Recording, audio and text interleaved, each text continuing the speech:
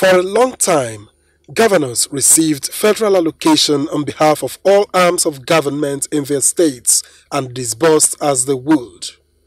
With this financial leverage, most state governments controlled other arms of government by either holding on to their allocations or not giving them the full complement.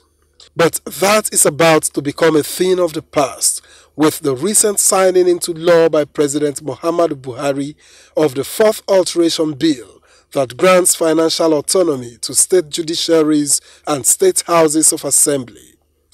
The implication of this is that upon Mr. President's assent, amounts due to houses of assembly of the respective states and their judiciaries are now to be received directly by them from the consolidated revenue without recourse to their state governors. Upon this signature, the amount standing to the credit of the judiciary are now to be paid directly to the judiciary of those states, no more through the governor and no more from the governors. And then the amounts standing to the credit of the houses of assembly of the respective states are now to be paid directly to the houses of assembly of that state for the benefit of the legislators and the management of the state houses of assembly. This grants full autonomy now to the judiciary at the state level and the houses of assembly. It's a very good step in the right direction. Now it will reduce this undue interference in judicial system by the executive, and the common man can have his or her matters easily dispensed with in the court. This signifies the fact that our constitution, as presently constituted, is capable of allowing positive reforms, to take place that will meaningfully impact across all layers of the society. Beyond the financial freedom that will come with this new law, what are the wider implications of the development? Guests on Good Morning Nigeria will evaluate those shortly.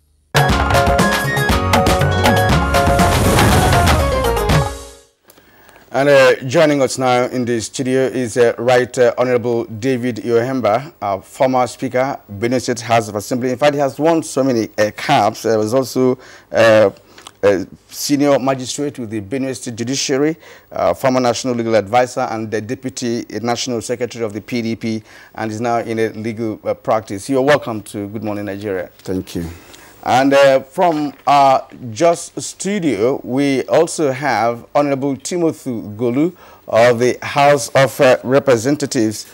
He is representing Panshin Kanke Kanem Federal Constituency of Plateau State. You are welcome to the program, Honorable Golu. Thank you very much, Mr. Kieran, and good morning, Nigeria. And from our Enugu Network Center, we have a familiar face on Good Morning Nigeria joining us today. Professor Reyes Achara teaches constitutional law among other law courses. Professor Reyes Achara, pleasure to have you on the program today. Same here, same here. Let's begin the conversation straight away with Right Honorable David Yohemba. You've won a number of caps, as my colleague Kieran indicated, both at the bench, lower bench, senior magistrates, so you have an idea with the judiciary, and also being a Speaker of the Benue State House of Assembly. Tell us something with regard to the bills that the President signed with regard to financial autonomy for the state legislature as well as the state judiciary. How is this going to work out? Let me start by defining what autonomy is. Autonomy, as it is well defined, is to function independently, to act and function independently. And so the financial autonomy granted to the state legislature and the judiciary clearly shows that they are independent of each other of the tiers of government. Now, in the state legislature, this will enhance their performance, it will deepen our democracy, it will also provide vibrant legislative overfunctions as it is provided by Section 128 of the Constitution. This will allow them act, they will no longer be going cap in hand, soliciting for financial assistance for whatever reason. And so now they are very, very independent financially. Now, having granted that autonomy, they also have administrative autonomy. That is, these various state houses of assembly, which have not hitherto put in place the Houses of Assembly Service Commission, will now go in now, create it, just like what we have in the judiciary, where we have state judicial service commissions, so that they can have powers of recruitment, discipline, and whatever they intend to do. They will no longer be depending on the other tier of government, which is the executive. Hitherto, the money was coming to them. They will be releasing to you as you want. And that means he who pays the piper is also detecting the tune.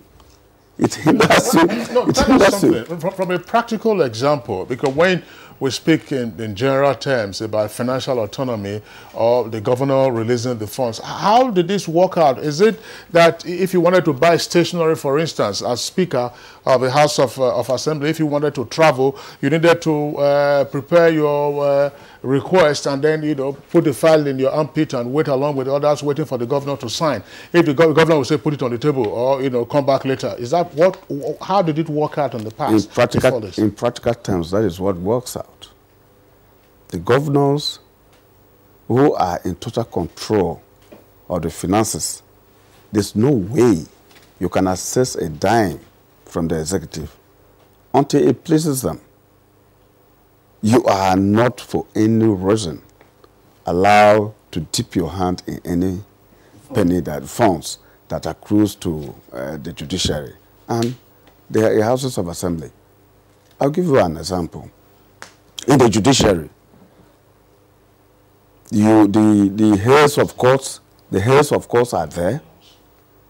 They are in total control of the finances of these various courts. There's nothing we can do. Their travels, seminars, workshops are all tied to the executive until they release any amount of money. For you to perform optimal performance, you must have to have what we called cooperation between the tiers of government. For the judiciary, the heads of courts are there by way of appointments. You restrict them from doing whatever thing. And in the legislative arm, well, I'm in a better position to discuss this matter because having served with the Benue State Judiciary for a period of like 21 years, and then a two-term member of the State House of Assembly committing it to being a presiding officer, I know how it works out. It's taxing. You will discover that in most cases, for a speaker who has a strained relationship with the governor, it is extremely difficult for him to perform. Because you have to go to, you will first initiate a memo, stating clearly what you want to do with the funds. If you don't have, he can simply tell you there are no funds. And he keeps it there. Okay. and there's nothing you can do. Actually, in the case of the Houses of Assembly, right, it compels the House to be completely loyal to the governor, and it should also affect their deliberations and their own, responsibility as another arm of government. Now, let's go to Timothy Golu, Honorable Timothy Golu in our Just Network Center. Now, what is your take on the autonomy now granted to judiciary and legislature at the state level? Once again, thank you very much. This is heartwarming. This is good news. This is what we have been longing for. In fact, it is long overdue for Nigeria to have reached this level of democratic practice. It is unfortunate that democracy is only working very well at the federal level. At the state level, it is the opposite. I am so happy that financial autonomy, which means liberty, freedom, personal convenience, has now been granted the legislative arm and the judiciary at the state levels so that they can be able to do their work freely from any external influence. For those of us coming from the State House of Assembly, it was a pathetic situation. I used to describe it as a situation of, let me say, legislative or judicial koshoko, where we have other, parts of the body bigger than the others, and then, the weaker parts holding, the huge or the bigger parts of the body. That is the federal government that has a conducive legislative environment, a conducive judicial environment for democratic practice, vis-a-vis the states or the local government that have very weak legislative or judicial environment for practice. Now, the legislative, let me be biased because I'll be concentrating more on the legislature, as a member of the parliament. Now they will have the full autonomy, that is the freedom, the liberty to budget for their funds, and then these monies will be released directly to them, not through the governors, so that they can do the work of lawmaking, the work of oversight, and then the work of representation. It has not been, easy for state legislators to practice in the past because of the overbearing attitude and tendencies of governors. I don't know what the governors used to fear for, but all of us are members of the same government. The legislature cannot succeed without the executive. The executive cannot succeed without the legislature. So it is supposed to be, a round table discussion where you sit down and do it together. But let me tell you, just to add to what my former national legal advisor is saying, it is difficult for lawmakers to make laws at the state level if the governor has an interest in the law. It is difficult for lawmakers to perform the function of oversight. Number one, you have to get money to go and do the oversight. And number two, it is at the expense of the convenience of the governor to even allow you to go and do the convenience. Because if you dare the governor, it means you are risking, the flow of funds. They have the money come through them. So whatever you do, in fact, it has made the legislators at the state level to slow down on the capacity of not just themselves, but of the parliament to be able to perform their own functions. At the national level, it wasn't easy for the legislators to also achieve this autonomy, but at least the two-chamber nature of the federal legislature and the largeness of the size, we have 360 members in the House of Reps and then 109 senators. So you can see the advantages at the disposal of the federal legislature. Even though with that, they struggle to get the autonomy. Now they are free. They can do the public hearings from the funds that come to them directly. They can engage in interparliamentary engagements across the country. They can build their capacities. They can even train parliamentary staff. There is a lot that the parliament needs to do. The parliament is not just an arm of government. It is the engine room of democracy. So if it is working at the federal and it's not working at the state and local, then it means we have a problem.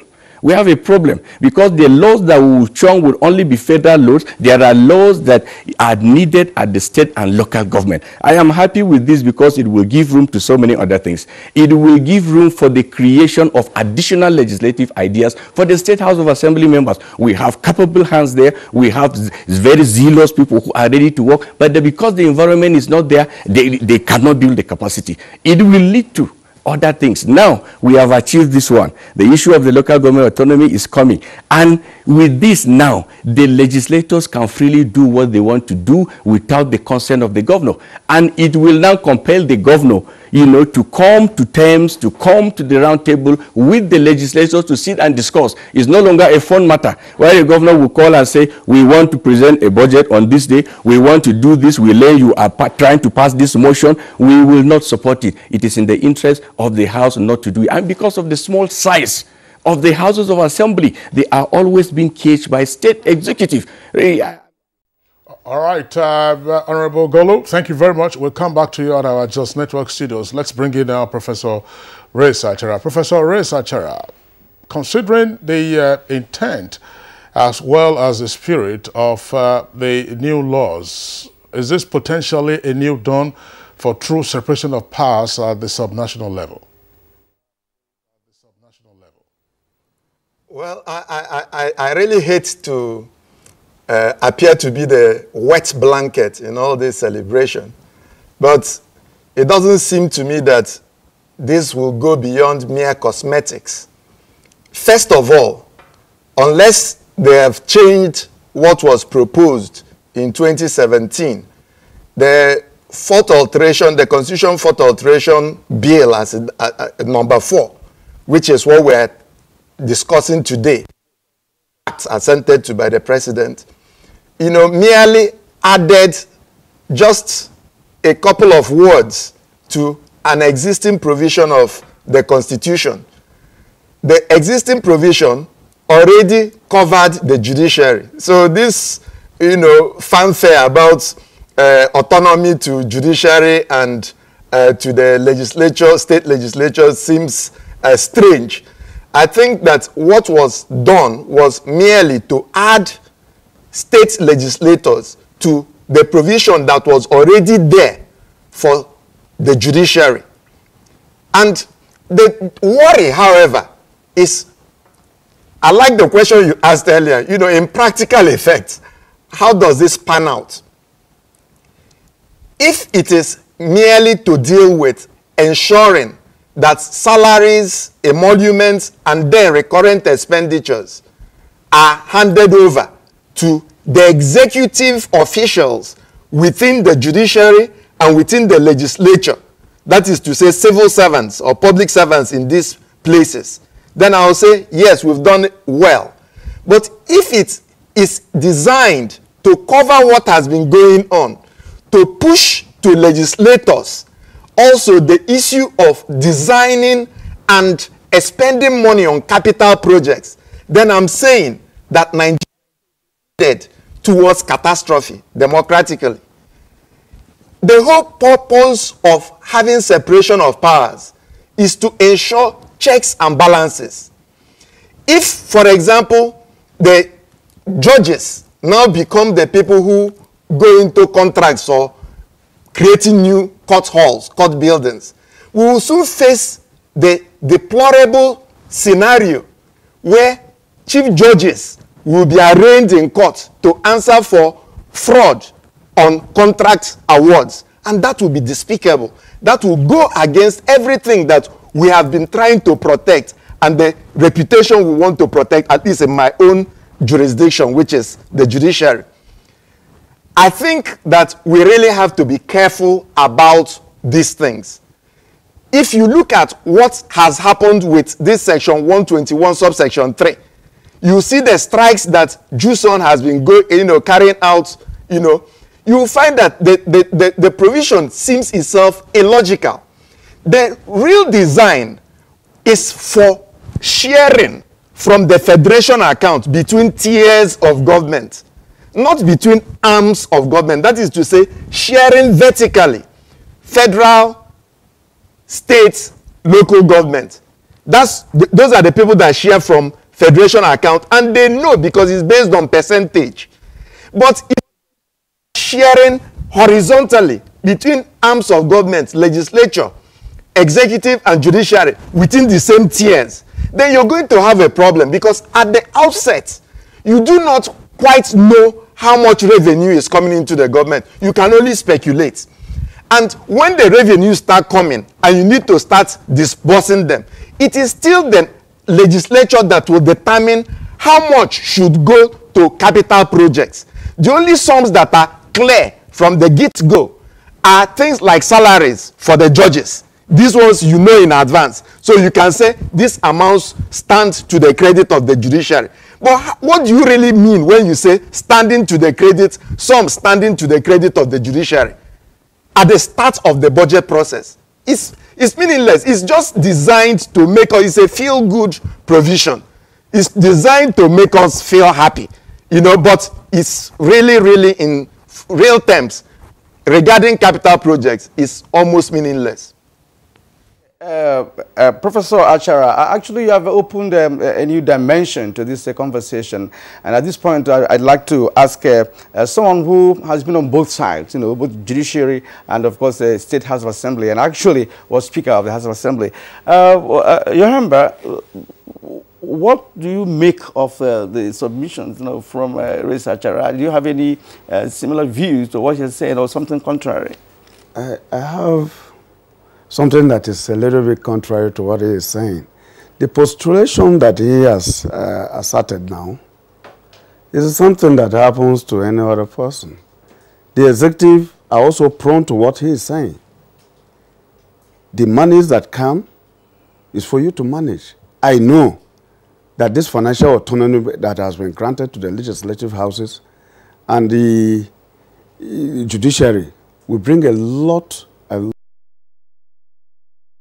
because some will feel like any other member feel I'm also a potential speaker, so that I can preside over the finances of the State House of Assembly. I know that most chief judges are saying the budget is there. It's for you to be very careful and prudent in the management of these resources that are being brought into your coffers. You have to be very, very careful. Chief judges, of course, we appreciate what they do, but certainly some will dip their hands. It's just like what's happened to others. It's not the 36 states. Some have been arraigned and convicted. Others came in there scotch-free. Nothing has ever happened to them because of the prudent nature in which they administered those finances that were coming. Of course, in the houses of assembly, we have to also be very careful in that regard, because the heat that will come on presiding officers and the heads of court, certainly it will come. Because when people look at the large sum of money coming in which a speaker is the one that is authorizing payment and this, they can gang up and say, look, you remove. Today you bring that one, he gets himself involved in such etc., and then he's pushed out. So there will be, alteration of presiding officers. Replacement today, this one is removed today, that one comes in. And so we need to be very, very careful. In as much as he's talking about recurrent and capital projects, we appreciate those things have to be budgeted. You will see it clearly. The budget of each of them will go through a process. And when you have seen that, look, we need to renovate the courts, we need to improve on this on the recruitment, seminars, workshops to improve the standard of each of the legislative houses. And the same thing applies to the High Court judges. They need continuous training on most of the topics that are coming up now for them to adjudicate. Honorable Yoemba, thank you very much. We'll pause you. Let's bring in Honorable Timothy Golu to the issue that Ray Sachara has raised. And those issues pertain to, if you like, accountability challenges, which Right Honorable Yoemba has already started speaking to. From your perspective, let's understand this a little bit more. Under the new financial autonomy for the state legislature and the judiciary, what would be the implication for the preparation as well as execution of the respective appropriation law for the states? In particular, who becomes the chief accounting officer for the legislature or for the judiciary? Because the point Ray Sachara was saying that simply because you hold an administrative position doesn't necessarily make you an accounting officer. Is it the chief judge that will not be signing and awarding contracts? Is it the Speaker of the House that will be signing and awarding contracts, considering how unstable their tenures are? And then, of course, the credibility or integrity issue that underlines all of this. Thank you, Oga Kingsley. I want to slightly differ with my colleague in Enugu. Yes, has raised pertinent issues that affect the issue of accountability, which we just talked about it, that should concern every organization. But in reality, you see, this autonomy, if for somebody who has been tied down, and then is now removed, the rope that tied you has been removed. You can feel the relief. You can feel the freedom. It is not a theory. It is a practice. Members of the State House of Assembly will do a budget, and they will allocate funds for their own programs. And it is at the convenience of the governor to release these funds. You are seeing it in the budget, but you have no access to it because it is at the convenience of the governor to release it for you, even for your training, even for foreign trips, for interparliamentary engagements, even for public hearing. Now we are talking about a situation where these funds from the consolidated fund will be released directly to you, which means that nobody will stop you from implementing your own projects. Number one, you sit down and agree on what the House of Assembly needs for the fiscal year, just like the executive does its own. So we have a system, like in the case of the National Assembly, is a two-chamber thing. So we have the chief accounting officer, a clerk of the National Assembly, who superintend over the two clerks in the Senate and the House of Representatives. As in the case of the House of Assembly, it's a unicameral chamber. We have the speaker there, but we have the clerk of the National Assembly. My colleague talked about the State House of Assembly Commission, which have not been as effective as they should be because of the lack of autonomy. They get their funds from the little amount of money released to the Houses of Assembly for them to function. At the National Assembly level, we do the budget together.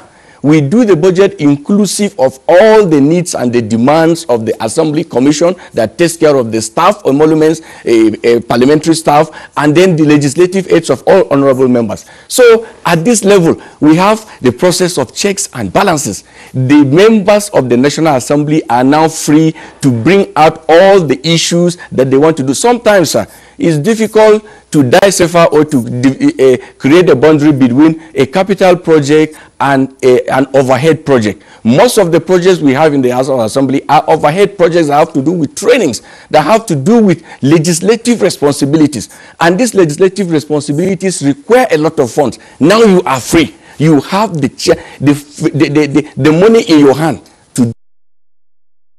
I don't really understand. He seems to be too legalistic about the issues. Yes, the need for accountability should always be there. But let first thing be done first. Let them be free first. Once they are free, they can now come to sit down and decide on what should be done. This time around, it is not the governor. Let me tell you, sometimes it is even the governors that will even bring through the budget office. The budget office that is unknown to the State House of Assembly. I was a principal officer too, but I had no access to knowing that we have a little budget office that prepares what at the National Assembly level we refer to as the mid-term expenditure framework. That is completely absent at the state level. And the fiscal strategy paper, we do that to assess the performance of the previous budget before we start doing the previous budget. But in the case of the State House of Assembly, there was nothing like that. You don't even discuss about a performance of last budget. In fact, the commissioners are at liberty to even come and appear.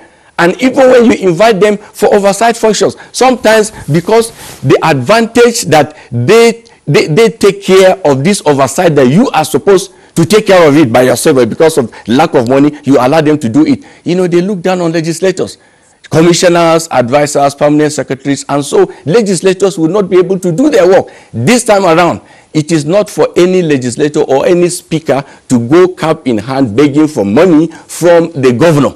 This time around, it will reduce the vulnerability of the state executive influence on the legislature. It is the governor that will be looking for the legislators now to sit down. So I don't think it is a semantics. I don't think it is just theory. Let me tell you, the theory oh my goodness. We will return to you if time allows that. But at this point, we want to return to Enugu, where Professor Achara is waiting. Actually, as I said earlier, you have brought in a new dimension to this. And you have also been accused by Honorable Gulu of being too legalistic about this. Now, from your initial postulations, you foresee a crisis situation, perhaps in the implementation process of this law. You raised the issue of accountability. You also raised the issue of an accounting officer. Now, what should be the ideal situation going forward with this law that has been signed?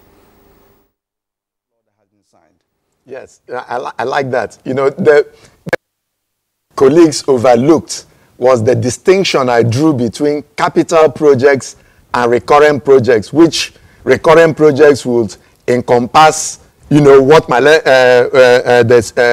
honorable legislator talked about, you know, overheads, salaries and emoluments, such things. Those are still recurrent. They are still within the caption of recurrent. And I agree that it is a useful thing to remove this from the executive so that there will be some sort of leeway for these other arms of government to operate in. But when we are talking about capital projects, things like building houses, you know, courtrooms, legislative quarters, and such major things, we should remember that there is a reason why democratic constitutions insist on separation of powers. If, for example, the judges are now the ones doing capital projects, and these judges are the ones who are supposed, if the executives abuse their powers in executing, they are the ones who should hold them to account and send them to prison if necessary. What will happen to the citizenry when it is the people we are relying on to protect us from the executive that are now executing? Checks are necessary. How have other countries addressed this sort of problem? It's not, these things are not new things. We have America, United States of America, we have Britain, United Kingdom.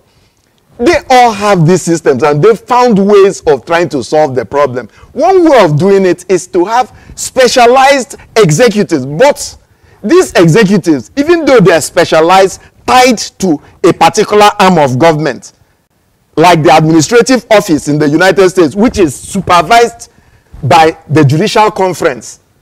And in England, for example, you have the executive board chaired by a chief executive and a deputy chief executive and a registrar. There are accountants, special auditors, chartered accountants who are non-executive directors in these bodies that run the Supreme Court in England.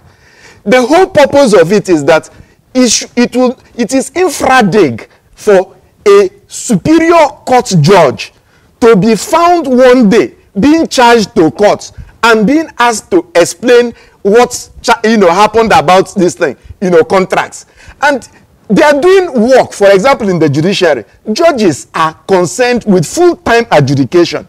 They don't have time to go and supervise. So if their underlings go and do things that are untoward and they have to just sign up things, be responsible for these things, it just does not work. So let us understand this. If the objective is to protect the public officials who are elected, well, all well and good, they will be happy about it. And that's why we will ask ourselves about the 150 billion that used to be appropriated to the National Assembly, given directly to the National Assembly. Have we as Nigerian citizens been happy with what had happened? Has our legislation improved because they've had the 150 billion?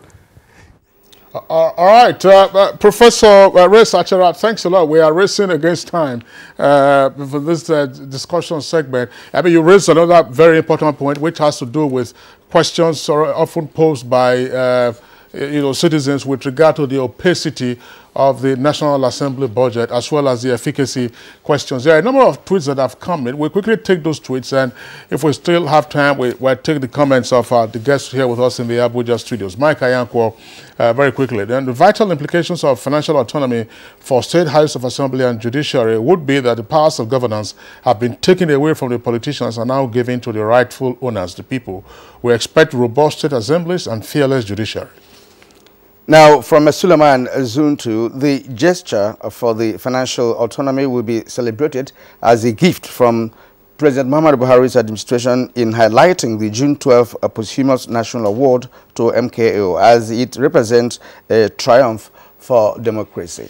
Festus Akimboyewa, I see the financial autonomy for state houses of assembly and judiciary as the beginning of restructuring in Nigeria, because these statutory institutions would be able to carry out their duties independently.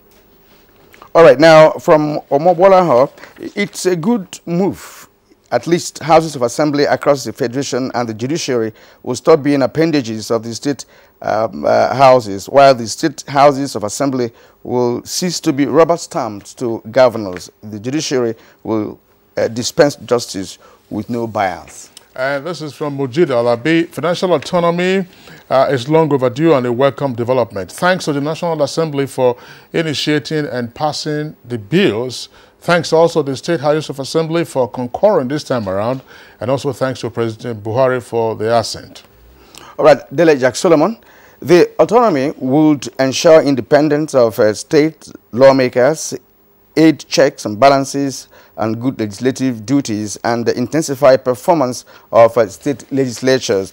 The good thing about this is that the legislature in various states would no longer be going cap in hand to the executive to beg for money to perform their duties. But Nigerians don't want to hear about misappropriation of funds when they finally come. Shani Michael Omakoji, the financial autonomy is a win-win situation for democracy and a great setback for some state governors who are acting like small gods on the resources of these arms of government.